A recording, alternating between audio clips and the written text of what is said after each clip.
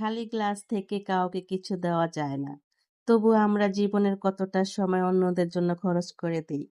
কারো দায়িত্ব পালন করতে করতে, কারো প্রত্যাশা পূরণ করতে করতে, কারো মন ভালো রাখতে রাখতে কখন যে নিজের ক্লান্তি, নিজের স্বপ্ন আর নিজের ভালো থাকাটাকে পিছনে ফেলে আসি, তা টেরই পাই না।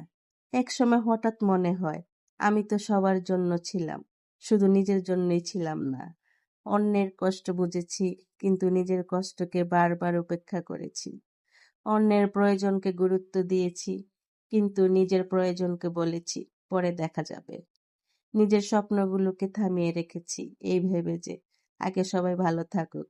মনে রাখবেন, নিজের যত্ন নেওয়া স্বার্থপরতা নয়, নিজেকে একটু সময় দেওয়া অপরাধ নয়, প্রয়োজনে না বলতে শেখা অপরাধ নয়, নিজের সীমারেখা ঠিক করা অপরাধ নয়, আর বহুদিন হারিয়ে থাকা নিজের স্বপ্নগুলোর কাছে ফিরে যাওয়া অপরাধ নয়।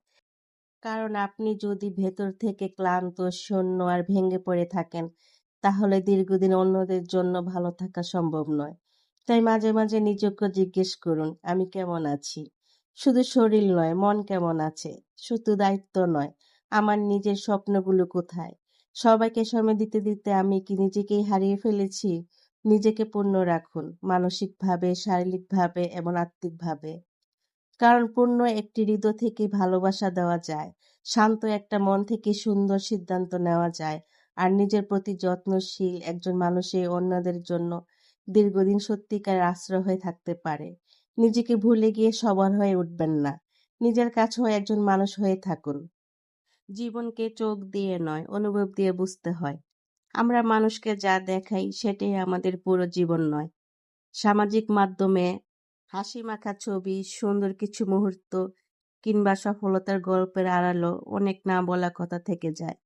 আমাদের সত্যিকারের জীবন লুকিয়ে থাকে নীরবে সহ্য করা কষ্টে, অদেখা সংগ্রামে, অপূর্ণ স্বপ্নে, আর সেই দীর্ঘশ্বাসগুলোতে যেগুলো শব্দ কেউ শুনতে পায় না।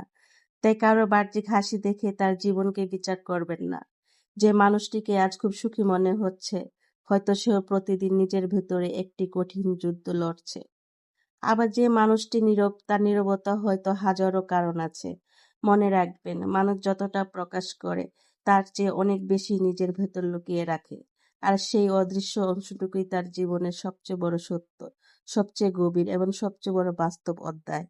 তাই মানুষকে বিচার করার আগে তাকে বোঝার চেষ্টা করুন। কারণ সহানুভূতি অনেক সময় এমন একটি কাজ করে যা কোনো বিচার কখনোই করতে পারে না।